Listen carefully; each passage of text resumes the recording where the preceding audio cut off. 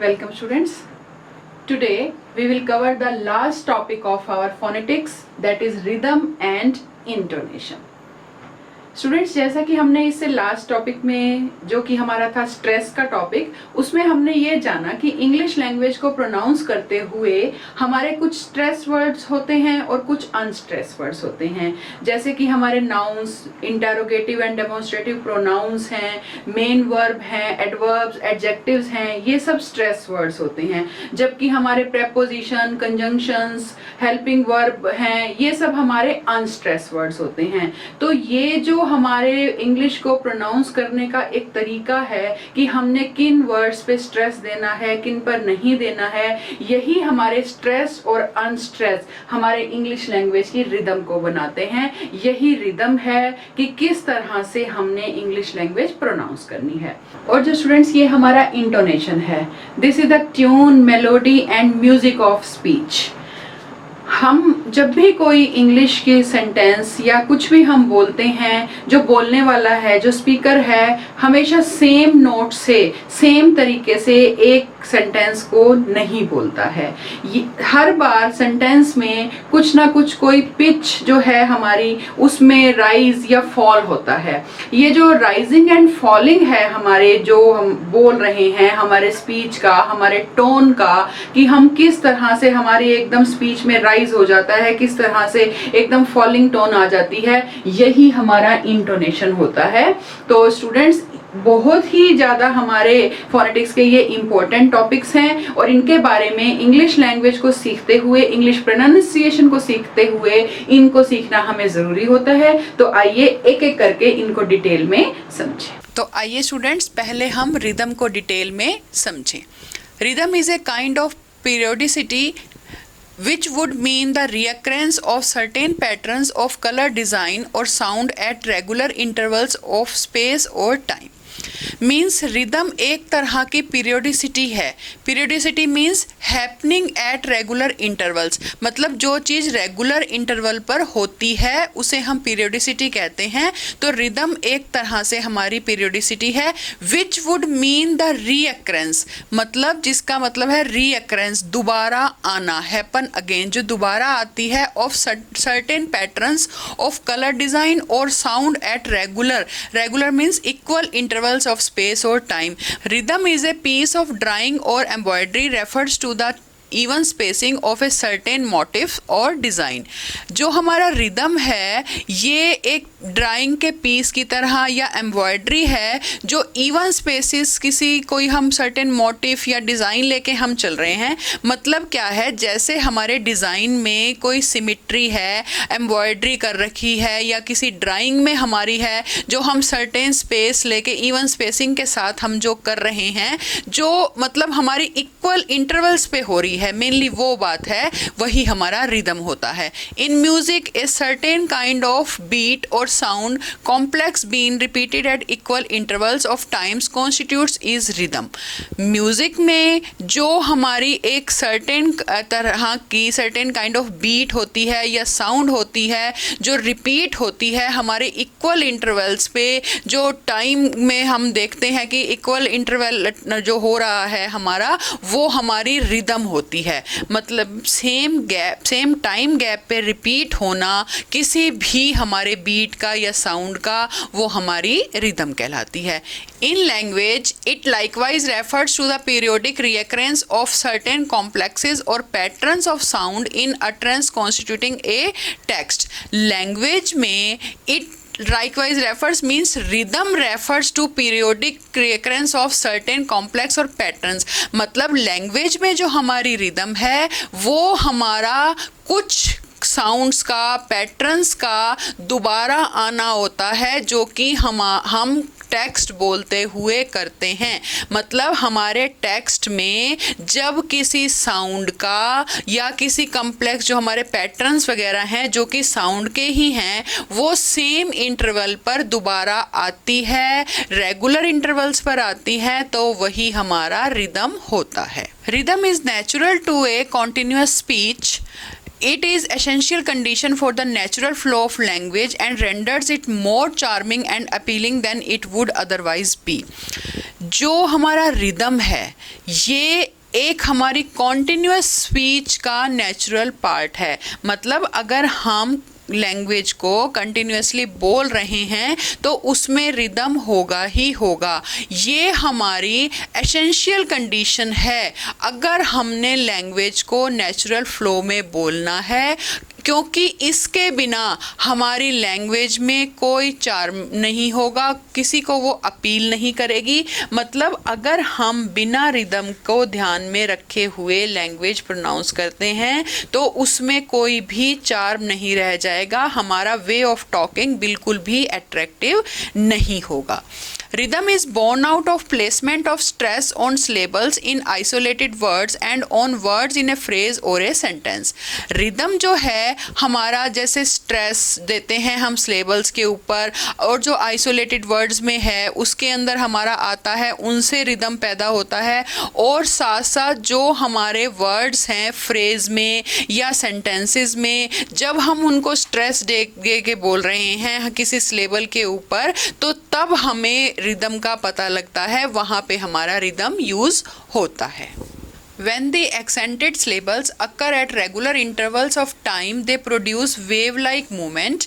This wave-like movement is known as rhythm of speech. जब हमारे accented syllables जो होते हैं वो regular interval of time पर आते हैं तो वो wave-like movement produce करते हैं और इसी wave-like movement को हम rhythm of speech के नाम से जानते हैं. मतलब speech का rhythm जो है हमारा वो क्या है कि जब हमारे accented syllables regular interval of time पर आए. आइए एक एग्जांपल देखिए. Tom has just returned from London. यहाँ पे टॉम एक्सेंटेड है, जस्ट, फिर रिटर्न्ड में टर्न्ड और लंदन. तो ये है हमारा. In this sentence, there is one unaccented syllable between any two accented syllables. दो accented syllable के बीच में एक unaccented syllable. ये हमारे दो accented, has unaccented. इसी तरह से ये दो accented words हमारे, ये हमारा unaccented. तो ये same interval of time है, ये हमारा wave like movement produce कर रहा है, इसी को हम rhythm बोलते हैं. तो ये स्टूडेंट्स हमारा सारा रिदम के बारे में था. तो आगे बढ़ते हुए स्टूडेंट्स अब हम इंटोनेशन के बारे में पढ़ेंगे.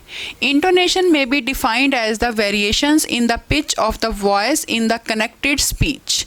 जो हमारा इंटोनेशन होता है वो हमारी कनेक्टेड स्पीच में जो हमारी वॉइस की पिच है उसमें वेरिएशन की वजह से होता है. मतलब जो पिच में हमारी वेरिएशन है उसी को हम इंटोनेशन कहते हैं. These variations are caused by the differences in the speed of vibration of the vocal cords. ये जो हमारी वेरिएशंस हैं ये हमारे वोकल कॉर्ड्स की जो वाइब्रेशन की स्पीड है उसमें डिफरेंस की वजह से ये वेरिएशंस होती हैं और यही हमारी इंटोनेशन होती है. मीन्स क्या है स्टूडेंट्स, जब हम कोई भी साउंड प्रोड्यूस करते हैं उस टाइम हमारे वोकल कॉर्ड्स में वाइब्रेशन हो रही होती है. उसका में जो स्पीड है जो आने की हमारे बोलने की एयर स्ट्रीम मैकेनिज्म की वजह से जो डिफरेंस होता है साउंड के आने जाने में, उसकी वजह से हमारी प्रोनाउंसिएशन में जो हमारी पिच है वो हमारी कभी कम कभी ज़्यादा इस तरह से होती है. और इसी जो हमारी वेरिएशन है हमारे पिच ऑफ द वॉइस की, मतलब वॉइस में जो पिच है उसकी वेरिएशन को ही हम इंटोनेशन कहते हैं. While speaking we have to employ intonation. बोलते हुए हमें इंटोनेशन का ध्यान रखना ही है. और ये किन किन बातों में कैसे हम ध्यान रख सकते हैं कि ये इंटोनेशन किस लिए ज़रूरी है वो देखिए. To avoid monotone. मोनोटोन को अवॉइड करने के के लिए to bring about different shapes of meaning. हम जो बोल रहे हैं कई वर्ड्स के हमारे बोलने की वजह से, उनको प्रोनाउंस करने के मेथड की वजह से भी मीनिंग बदल जाता है, तो हमने वो डिफरेंस भी बताना है। नेक्स्ट है to distinguish different kinds of set, जो अलग अलग तरह के सेट हैं, मतलब हमारे जो भी हम बोल रहे हैं उसमें किस तरह से कौन सी बातें आ रही हैं वो क्लियर हो, तो ये बताने के लिए हमें सब इंटोनेशन का ध्यान रखना होता है। To indicate information focus in the sentence, sentence में मेन इंफॉर्मेशन क्या है उसके ऊपर सबका फोकस जाए, उसको क्लियरली इंडिकेट करने के लिए हमें इंटोनेशन की ज़रूरत पड़ती है। स्टूडेंट्स देखिए, ये जो हमारा इंटोनेशन है ये स्पीकर के एटीट्यूड को भी बताता है, मतलब हमारे बोलने का जो तरीका है उससे भी हमारे जो माइंड में क्या चल रहा है, किस तरह से हम अपनी बात कह रहे हैं, वो हमारा बोलने का तरीका मीन्स हमारी टोन बता देती है। तो अब हम उन टोन्स के बारे में जानेंगे जिससे हमारी जो स्पोकन लैंग्वेज है उस पे इफ़ेक्ट पड़ता है। Intonation tones, much of the meaning of spoken language is conveyed by the tone in which it is said. जिस टोन में हम किसी भी बात को बोल रहे हैं वो हमारे उस सेंटेंस के मीनिंग को बताती है, कि मतलब अगर हमने कोई सेंटेंस बोला तो वो हमारे एटीट्यूड की वजह से, हमारे टोन की वजह से कि हम उसको कैसे बोल रहे हैं, उसका मीनिंग उसी तरह से लिया जाता है। There are two important intonational tones of spoken language. हमारी स्पोकन लैंग्वेज की mainly two important intonational tones होती हैं, जिसमें नंबर 1 है द राइजिंग टोन और नंबर 2 है the falling tone. Now the rising tone. When there is a rise of voice from a very low note to a fairly high note on a single stress level, we have the rising tone. जब हमारे voice का एकदम rise होगा किसी लो note से, कि धीरे बोलते हुए, to a fairly high note, high note की तरफ सिंगल स्ट्रेस लेवल के ऊपर, तो वो हमारी राइजिंग टोन होती है। इसके स्टूडेंट्स कई एग्जाम्पल हैं, एक एक करके मैं आपको समझाती हूँ, तो आपको ये बात और ज़्यादा क्लियर होगी कि किस तरह से हमारी वॉइस में राइज होता है, कैसे वो हमारा राइजिंग टोन में कन्वर्ट होता है। जिसमें सबसे पहले आता है yes no type questions. Are you ready? Students, ये जो मैंने बना रखा है ये हमारे टोन को बता रहा है, मीन्स ये ऊपर जाना, हमारी टोन जो है राइज कर रही है। इस वाले वर्ड में हमारी राइजिंग टोन है। Are you ready?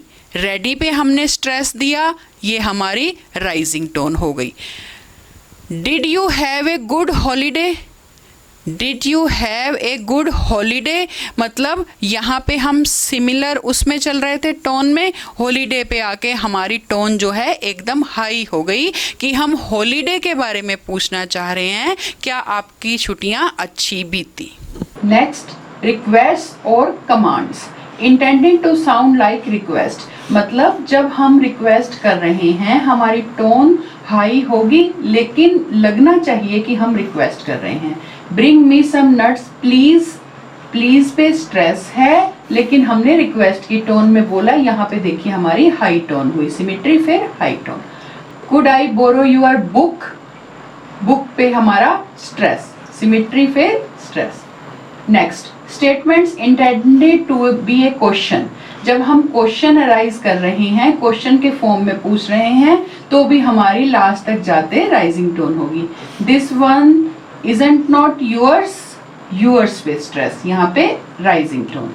We shall see you tomorrow, symmetry rising tone. Next देखिए स्टूडेंट्स, हम पढ़ रहे हैं कि हमारी राइजिंग टोन कहाँ कहाँ पर होती है। देखिए WH क्वेश्चंस में, in WH questions where informational questions, politeness, warmth and friendly attitude and personal interest is involved, we use rising tone। मतलब ऐसे WH question में जहाँ पे हमारे कुछ informational questions हो, politeness हो, warmth, friendly attitude हो या personal interest हो, तो हम rising tone use करते हैं। Where do you live? Live हमने rising tone के साथ बोला। What would you like to drink? पहले सिमेट्री फिर यहाँ पे rising tone.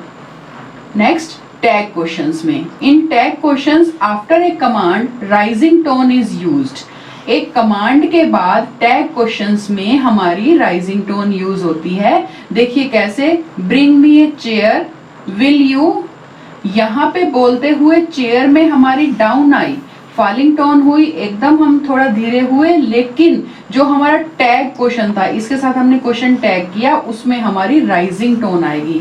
Bring me a chair, will you पे rising tone. Don't go today, go tomorrow.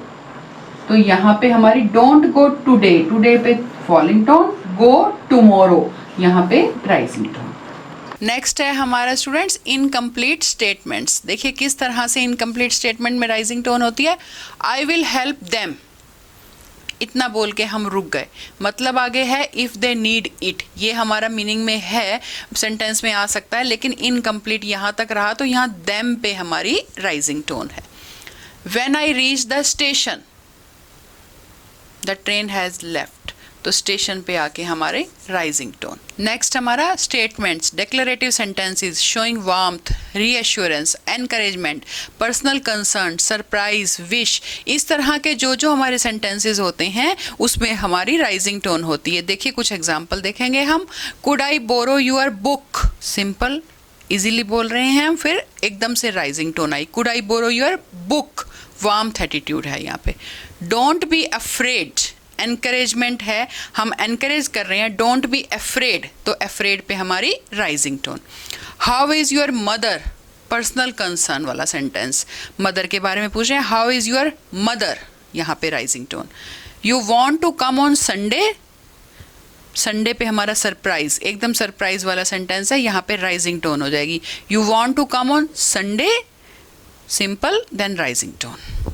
Next और लास्ट है हमारा राइजिंग टोन का students, exclamations. In the sentences which don't refer to something exciting, unexpected, something unreal, rising tone is used. ऐसे sentences जो एकदम से excitement ना हो, जिनमें अनएक्सपेक्टेड, समथिंग अनरियल, तो वहाँ हमारा राइजिंग टोन यूज होती है। देखिए लेट्स गो, लेट्स गो, तो गो पे हमारी राइजिंग टोन। हमारे इंटोनेशन की नेक्स्ट टाइप है हमारी स्टूडेंट्स द फॉलिंग टोन। तो अब हम फॉलिंग टोन के बारे में पढ़ेंगे कि किस तरह से हमारी टोन में गिरावट आती है, फॉलिंग होती है। This is one of the most commonly use tones in English speech. English speech में यूज़ होने वाली बहुत ही कॉमन टोन है ये। In it there is a fall of voice from a fairly high note to a very low note on a single syllable. एक syllable के ऊपर बहुत ही हाई नोट से हम लो नोट की तरफ आते हैं। The utterance usually has its beginning eight fairly high level, is quite significant in the middle and at the ends decline, abs means declines lower than it has started. मतलब क्या है कि जो हम सेंटेंस बोल रहे हैं यूजुअली बिगनिंग जो होगी वो हाई लेवल पे होगी, मिडल में भी सिग्निफिकेंट होगी, वो मतलब सेम सा लेवल चल रहा होगा, लेकिन एंड पे आके वो डिक्लाइन होती चली जाएगी, जिस टोन से हम बोल रहे थे उससे लोअर हो जाएगी। एग्जाम्पल देखिए, Mohan couldn't find his bag, Mohan couldn't find his bag, मतलब कहते कहते एकदम हमारी फॉलिंग टोन हो गई। इस तरह का सेंटेंस था कि हम धीरे धीरे फॉलिंग टोन की ओर यहाँ पे आ गए। तो आइए स्टूडेंट्स अब हम देखें कि हमारी जो फॉलिंग टोन है किस तरह से सेंटेंसेस में आती है। उसमें सबसे पहले आता है हमारा जनरल स्टेटमेंट्स।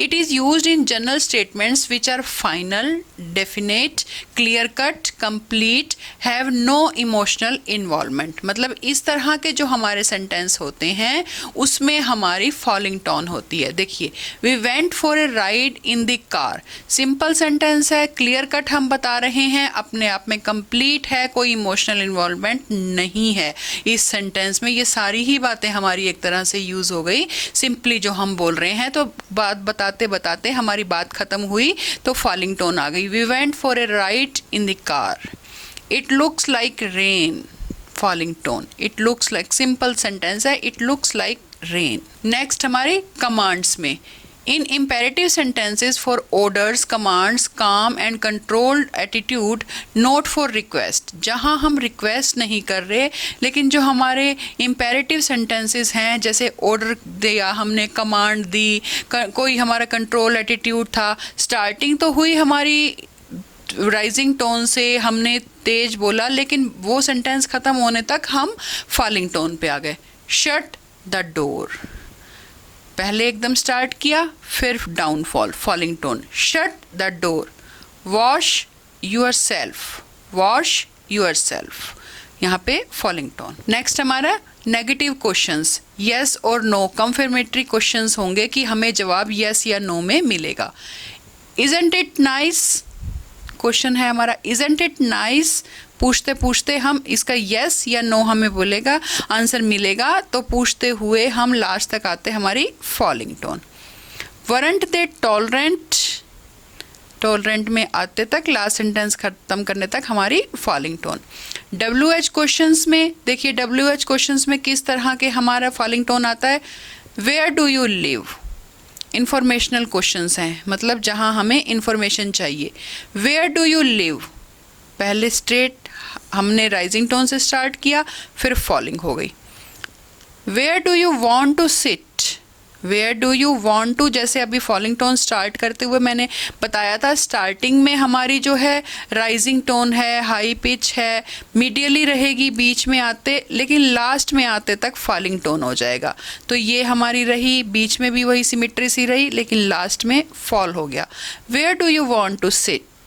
नेक्स्ट है हमारे students tag questions. In these questions the listener is suppose to agree confirmatory questions, मतलब इस तरह के क्वेश्चन जिससे लिसनर से ये की जाती है आशा कि वो एग्री होगा, मतलब हम कंफर्म करते हैं, कन्फर्मेटरी क्वेश्चंस हैं।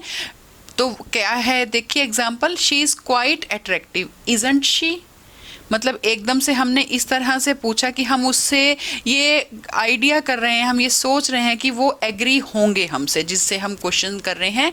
She is quite attractive, isn't she, simple, यहाँ पे हमारी टोन थी, फिर हम फॉलिंग टोन आ गई हमारी। The children are at home, aren't they, मतलब कंफर्म कर रहे हैं हम, कंफर्मेटरी, यहाँ पे फॉलिंग टोन। नेक्स्ट है स्टूडेंट हमारे rhetorical questions, expecting agreement and not asking for an opinion, मतलब ऐसे हमारे क्वेश्चंस जिसमें हम एग्रीमेंट ही एक्सपेक्ट करते हैं, उनका किसी का ओपिनियन नहीं चाहते, मतलब हम जिससे क्वेश्चन पूछ रहे हैं हम उसका कोई ओपिनियन ना चाहते हुए एग्रीमेंट को एक्सपेक्ट करते हैं। देखिए कैसे, आरंट दे प्रेटी, आरंट दे प्रेटी, प्रेटी बोलते बोलते हमारी falling tone. Does she know the वे, मतलब हम पूछ रहे हैं, यहाँ पे हाई राइजिंग टोन से हमने स्टार्ट किया, does she know the way, way पे आते हमारी फॉलिंग टोन। अब नेक्स्ट आते हैं स्टूडेंट्स हमारे assertive questions, asking for an opinion, जिसमें हम एक ओपिनियन ले रहे हैं, उसके बारे में पूछ रहे हैं। Do you consider me a thief, यहाँ पे राइजिंग टोन से स्टार्ट हुआ, नीचे फॉलिंग टोन, फिर इसके बाद do you consider me a thief. Last इसमें आते हैं स्टूडेंट्स हमारे exclamations. In exclamatory sentences and greeting which are strong and sincere we use falling tone, मतलब जो हमारे बहुत स्ट्रॉन्ग और सिंसियर एक्सक्लामेटरी सेंटेंस होते हैं उसमें भी लास्ट में हमारा फॉलिंग टोन आता है। What a fine weather, what a fine, what में फाइन में हमारी राइजिंग टोन है, लेकिन वेदर में हमारी फॉलिंग टोन आती है। वट एकदम खूब जोर लगा के राइजिंग टोन के साथ बोला, वही फाइन में रही, what a fine weather. Fantastic, fantastic ख़त्म करने तक, फैंटास्टिक ख़त्म करने तक हमारी टोन धीरे हो गई, नीचे की तरफ, मतलब फॉलिंग टोन हो गई। तो स्टूडेंट्स ये हमारा आज का टॉपिक था हमारे इंटोनेशन का के बारे में, जिसमें हमने इंटोनेशन के बारे में जाना, साथ साथ उसके जो 2 टाइप्स हैं हमारे राइजिंग और फॉलिंग टोन, वो हमने देखा किस तरह से सेंटेंसेस में यूज़ होते हैं। तो उम्मीद करती हूँ आज का टॉपिक आपको समझ आया होगा। Thank you students.